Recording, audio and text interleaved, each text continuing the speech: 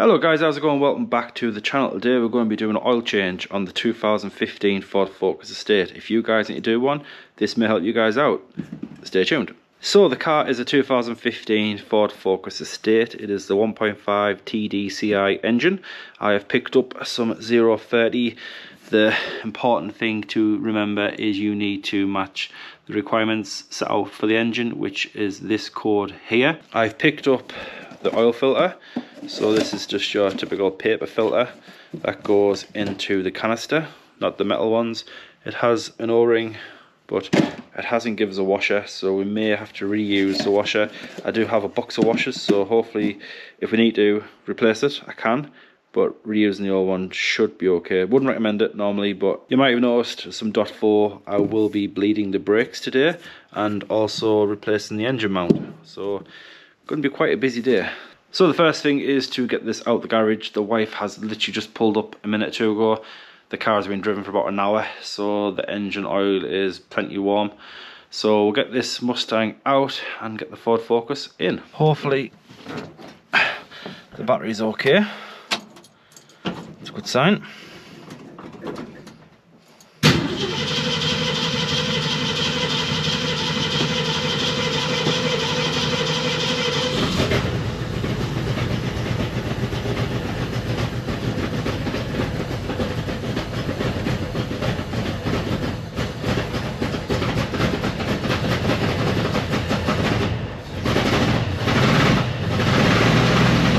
So we've got the Ford Focus in the garage. This is, if I haven't already said, this is a 1.5 TDCI diesel. It's 2015. It's the estate model, obviously. Yeah, so I've not actually done an oil change on this car. I only got it last year. This will be the first one. It's oil changes and oil change. They're usually pretty straightforward. So if you guys have not done one, then you will be learning just like I am. But I think the first thing to do is to remove the under tray. We'll drain the oil, remove the cap off the top. That'll help the oil flow out, and then we need to find the oil filter. It's probably at the bottom.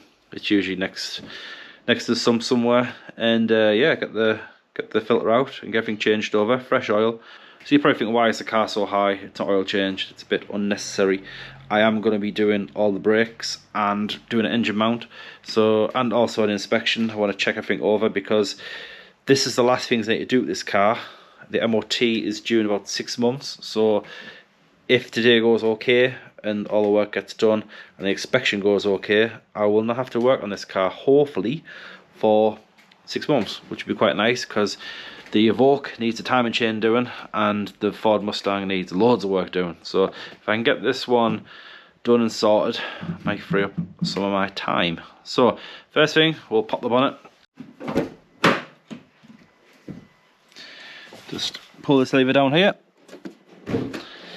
You know, I cleaned this car about a week ago and I don't know what the wife does, but it's always filthy. But we have kids, so that doesn't help. So you just pull the bonnet up, and on the Fords there's a yellow lever. If you just pull that and lift, that'll be a bonnet up. Now we're going to have a bit of a problem, I think, because normally they're on struts and it lifts itself up, and I normally just put the cloth over like so. But this one, you have to actually have an arm, so I'll just use my second hand.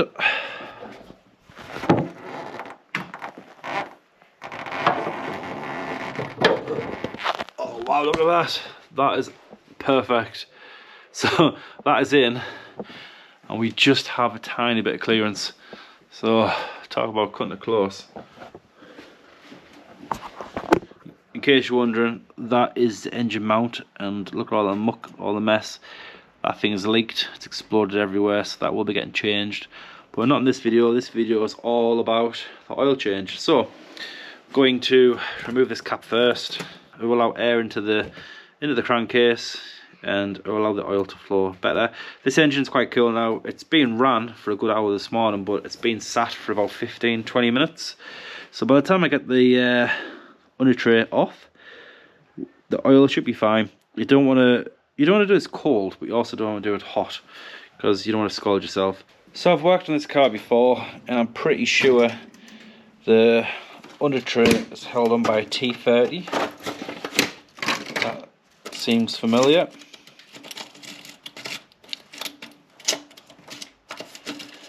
We'll grab one of them. And we'll get a ratchet. Right, so this is the under tray. I don't know if it looked like this before. Has the wife bottomed this car out or something? It might have done. It's definitely been scraped against something, but there's the main under tray, and you've got this front section. I had to remove this last time because we were working on the AC and the radiator and such, but we should be able to just get away with removing the under tray. Now, there's some access holes, obviously for airflow, but I don't see one for the sump drain plug. So, let's see if this is a T30. Yeah, I think it is. It's a bit tight. So there is 1, 2, 3, and then there's probably some. Yeah, there's 1 at the back, 2, 3 at the back. So there's 6 in total. So I'll get them unscrewed, and I'll bring you guys back once we're ready to remove the under tray. I'll start at the back and then work forward. I've got plenty of room, but normally if you're just under a jack, this will come. If you take the front off first, it'll hit you in the face. So I'll start at the back, work my way forward, and see what we have.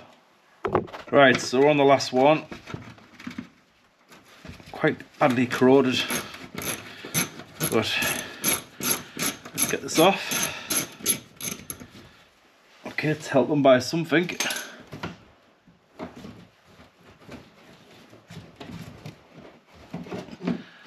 Is there a hook?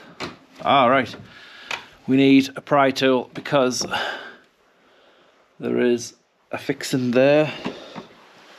And I'm guessing, yep, one over here as well. You can use the proper trim tool. I actually have a trim tool. Probably should have brought that over, but you can use a screwdriver. Just like that. I'll just do the other side. I can't remember doing that before, but never mind. Right, so that is the bolt, the nut that we have to remove. I think actually last time I worked in this car, I was worried about this, and it was because of the oil filter. So the oil filter must be higher up. Oh, look at that, right up there. Okay, so I'm in the wrong position really. That's a shame. Normally you can just get the oil filter off at the front. I suppose you've got the alternator and the AC pump and the catalytic converter and everything at the front. So yeah, there's quite limited space really. Yeah, that's a shame. So that has to be attacked from the top. But we can remove this bolt, this nut. So got myself an oil pan, and this is 0.30 weight oil. 0 weight oil is very thin. It's like water and it's warm. So this is probably going to splash everywhere. Ideally you want this pretty close to what you collect it in. If possible, maybe raise this up. So this could be quite messy. It is a 21. So let's remove this. My God. Right.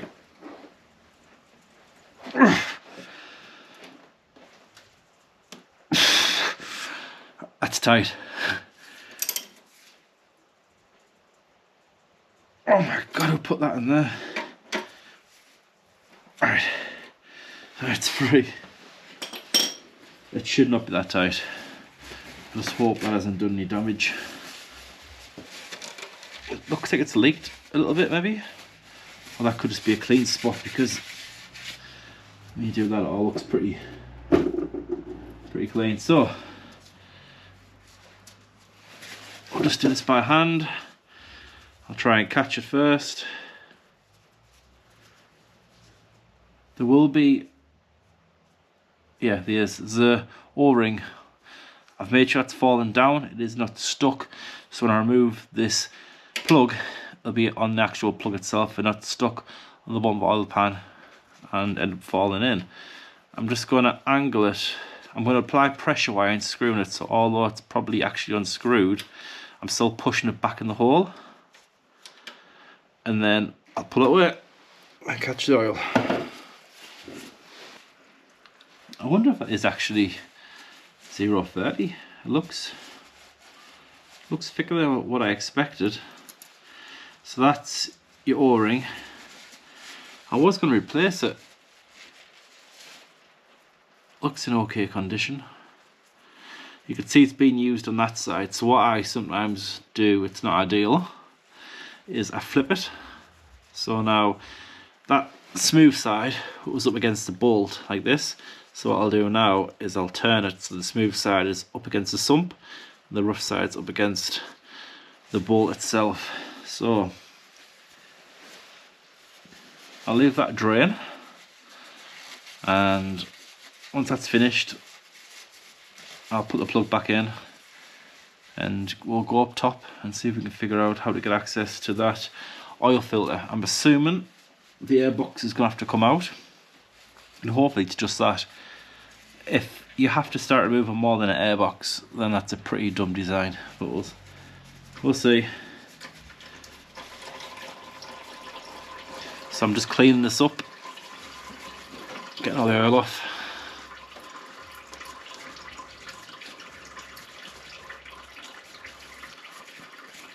So you've got quite a nice flat surface on the actual plug itself, and that's the side that was actually making contact with the plug. And if you can see there, it's pressed in ever so slightly, and what that'll be is the mark off the bottom of the sump. So you probably could reuse it, but I'm going to use this side because this side is pretty much brand new, so I will end up putting it back on like so. Ideally I would always recommend replacing it. I don't know if that's stock, I don't know if the person before is just use their own washer, but it's obviously did the job. So we'll put this one back in, but I'm going to let that drain for about another 5-10 minutes. Even if it's dripping, I'd rather just leave it. I want every last bit out the bottom, and then that bit's done.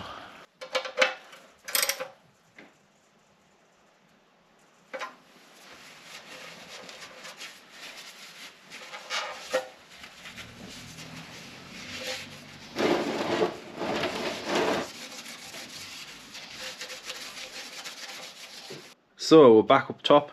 I've tightened the sump plug hand tight. You get a feel for it, you know when you need to stop. I don't know who put it on before. I don't know if you used a windy gun or something, but that was pretty darn tight. So we need to get access to the filter, which is down there apparently. I mean, I can't even see it, but it is there. So I'm guessing we need to remove this airbox, this hose, and that might be it. So I think the airbox is just a strap, and I think we just need a flathead screwdriver. So we'll get them loosened off. Oh, there's a plug here, so just push that in and that'll pull out. Remove that. There you go. Is there anything else? There is a vacuum hose. Did not expect that. I'll just pull off. We'll use a screwdriver and we'll pry on that a little bit. Just needs a bit of assistance. So there's a vacuum hose we must connect, and this electrical connection, and I think that's it. So actually we'll probably be able to leave that one on. We just remove this one. Does this have to be unscrewed, or is it just a pull out airbox? Because some do just pull out.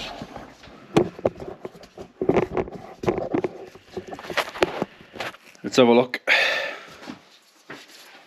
I mean, that's not attached anymore. So in theory, should this whole thing just pull up? I don't need to take this top part off.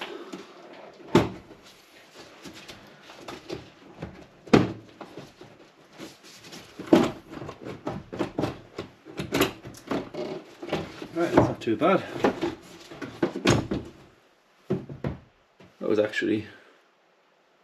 That's quite easy. So we'll just put that on top.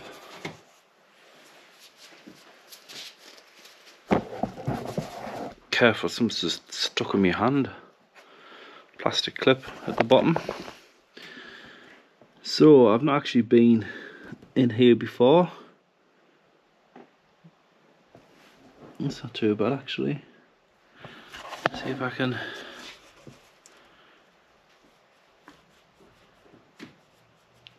turbo seems okay.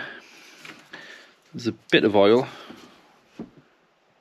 That should be fine. A tiny amount's okay.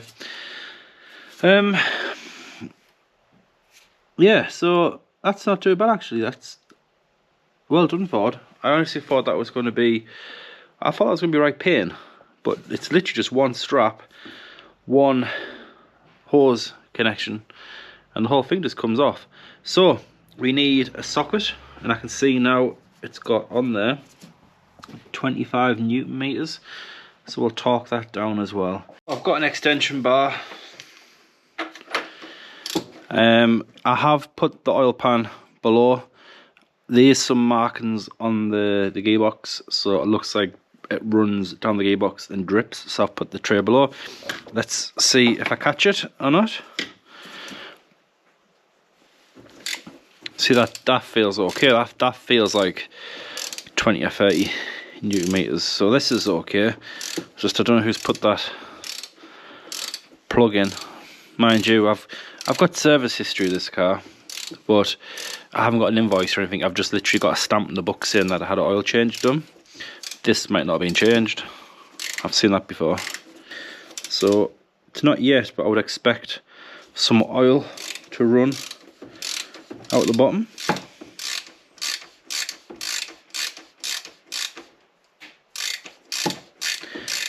I have left this draining quite a while, so there should be very little, if any. Do you know what, I might actually get a rag.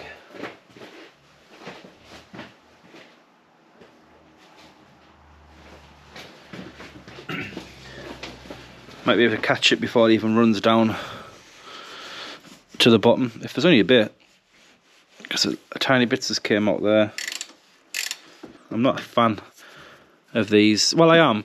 I prefer these over the metal canisters, but I prefer these when they're straight up. This is at an angle, so this is probably why it's helped a lot. Sometimes these are upside down, and yeah, they make a right mess. Some have a drain plug, but this one, it's been okay.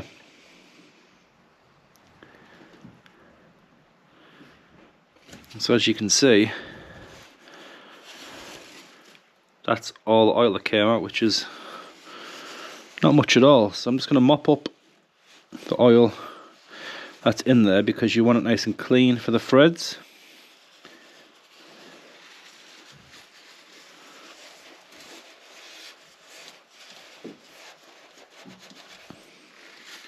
And I'll get a fresh piece of paper towel and go around them threads. Make sure I don't miss any. The oil filter, I can't see nothing in it so far, but it is worth noting, and I did notice this on my new filter. This has an O-ring and it sticks out. So I'm guessing the easiest way to put this back in would be to put the filter in and then screw the cap on. So I would rather put this back in by hand and then put that cap on, and that way I know it's seated. It has an O-ring, on it. It's a square O-ring. I thought it was rounded, but it's square on this one. That has to be nice and flush, no kinks, no twists. So yeah, we'll get this taken out, clean it all up, and then put the new filter back in. So I've pulled the filter out. It was pretty tough to get out. It was well in there, but I've pulled it out. I've cleaned the inside, nice and clean, and I've cleaned the outside. So I'm just going to get the new O-ring, and we'll put that in. So this is the filter I'm using. Probably get in trouble off a lot of people on YouTube. This is Crossland 501 54 5128. The filter I've just pulled out was a blueprint. People say, oh, you've got to use an original Ford. Yes, if this car was doing some serious mileage, I probably would go with the Ford. But this car I'll probably see 7,000 mile max. This car's only done about 4,000, I think, since the last oil change. So these are fine. I mean, depends on what engine you run. If you've got some sporty ST and you are using good quality oil and you want a good filter in and such, fair enough, each their own, I guess. So this is just the wife's daily. This will be fine. So get yourself a pick. As of all my stuff I've used in this video, I will leave a link down below. Get a pick. You can probably hear my son in the background there crying. He'll be wanting his milk. Don't worry, his mum's in there. We're not just leaving him crying. That's your old O-ring off. Get your new one. And just pull that over.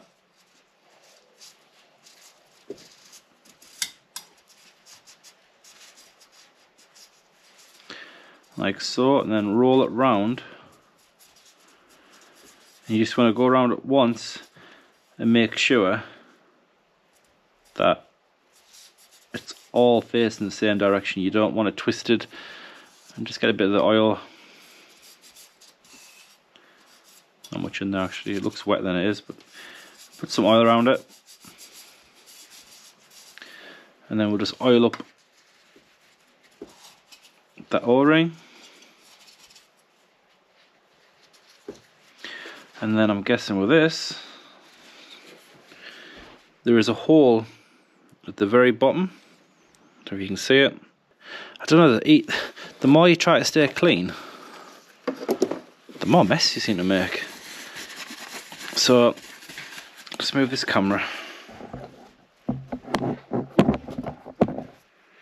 So, you can see there at the very bottom is a hole. And that'll be where this bit slides into. So I'll just push that in. There you go. So it's in, and it won't rotate. Now I like the idea of doing that, so I know that is in there. Because with this cap, you can't really get that feeling. So now just be a case of putting this back on. I'm trying to find the threads. There we go, it's going in. Now 25 Newton meters is not much. It's not much at all really. So you won't need much.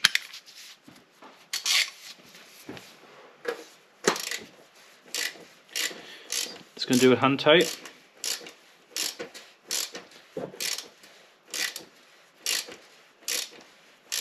And imagine you're just going to bottom out this actual cap to the actual block, and the O-ring will do the rest.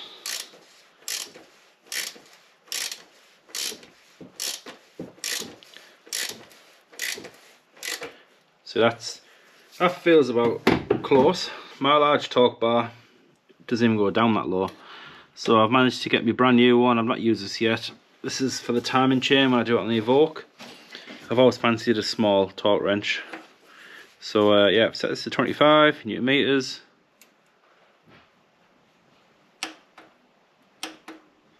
There you go. A tiny bit extra turn. And that is it. So oil filter is in, and the sump is still closed off. So the next thing to do is we'll put this airbox back in and then top it up with oil. And that should be it. Alright, so this has 1, 2, 3, 4 plugs that need to line up. Will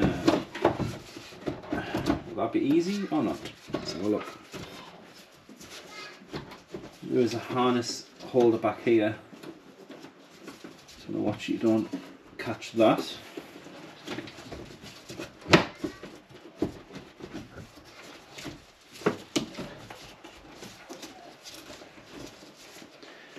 So that needs to go on there.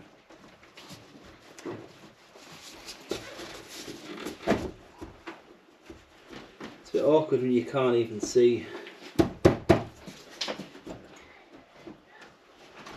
This is the back one. Is that in?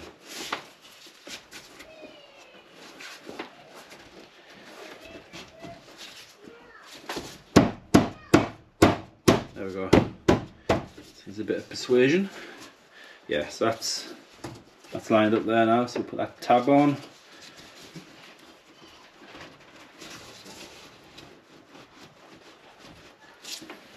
Don't know where that's fighting me. There's an arrow. You guys see that? Yeah, so there's an arrow there and there's an arrow there, so it's indicating where that needs to go. It just seems a bit tight. I don't see there's anything keyed on there. There's no notch. Oh, there we go. See a twist and push.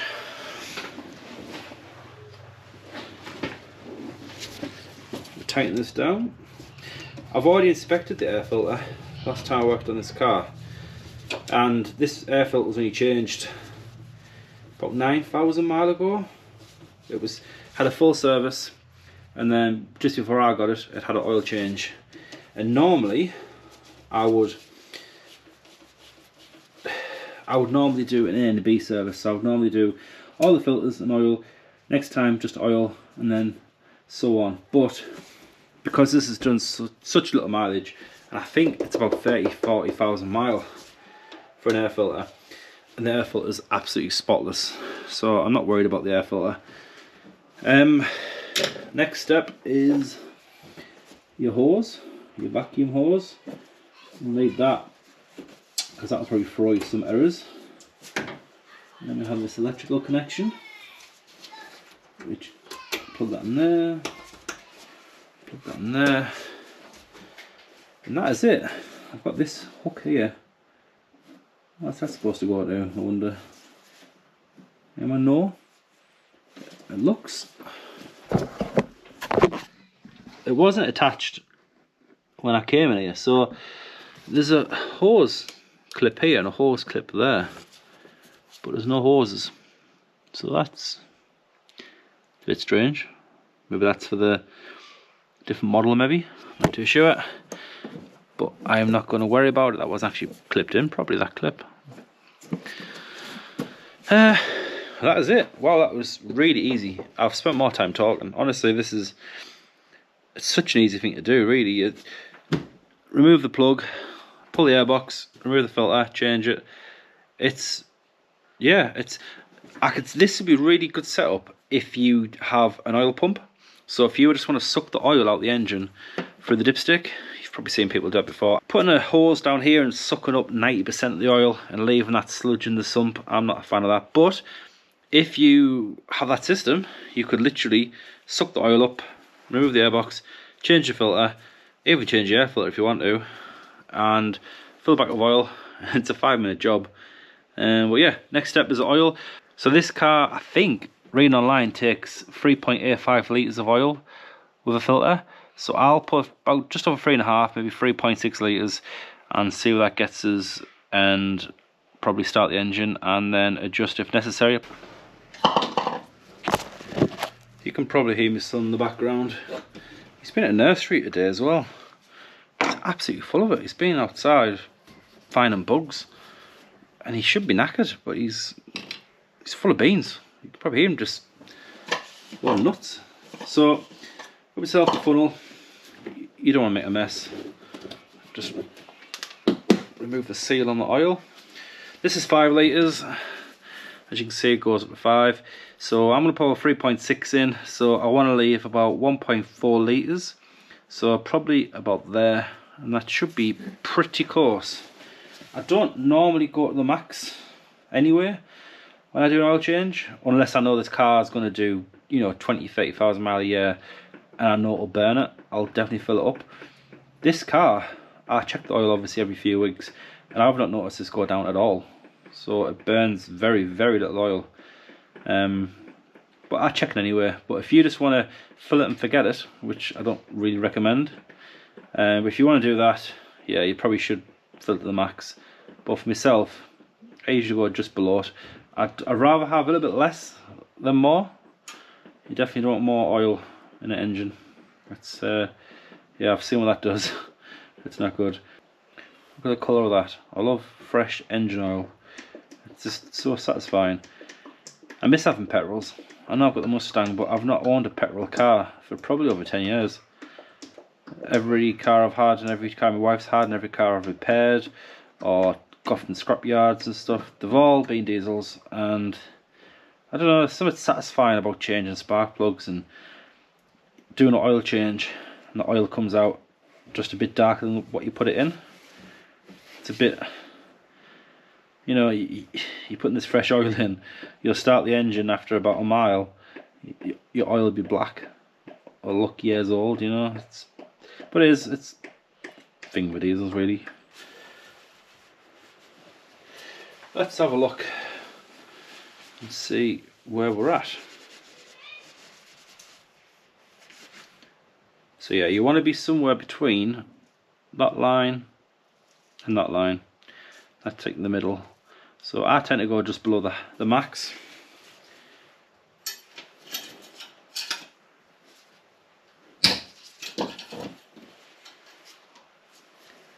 And we're at, so clean, it's hard. I think we're over. Can't be over.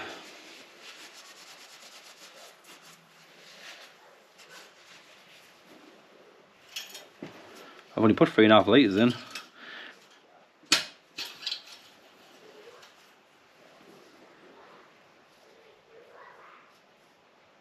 It's hard to tell, but I think we're close. I think we're just a fraction over, but that just could be oil residue. We're at a position now where we've got just shy of 4 litres, which is probably perfect. Once the engine's running, the oil filter will fill up, and obviously it'll go on the engine, and that will drop slightly. So we'll put the cap back on. I think that's going to be perfect.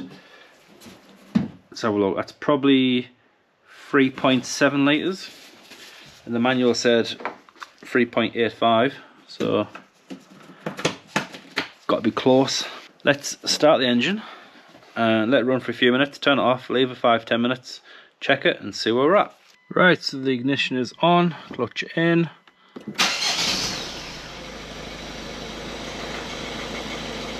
Yes, another bonnet's open. But yeah, that sounds good. So I'll let that run for about a minute. I'll turn it off, let it all settle down.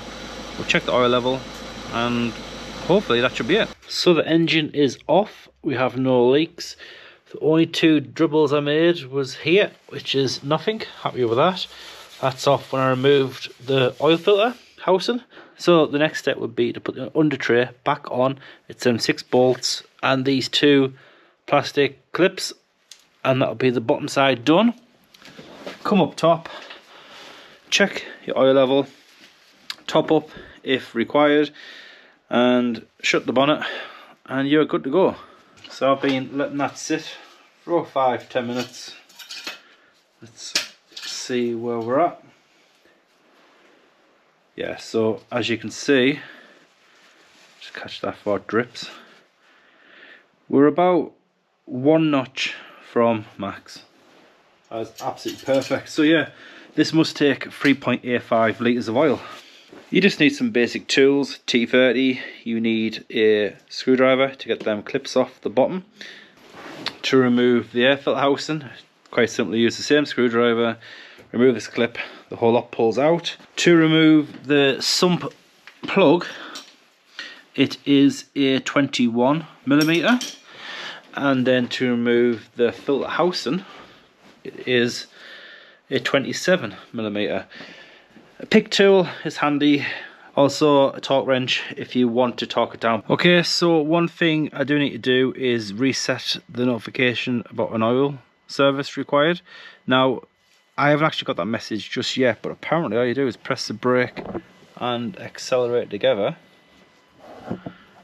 for 25 seconds apparently. Oh, there we go. Oil reset in progress. That was easy. It said to just hold your feet down until it's done. If I don't do this, in a month's time, it'll pop up there, oil reset complete.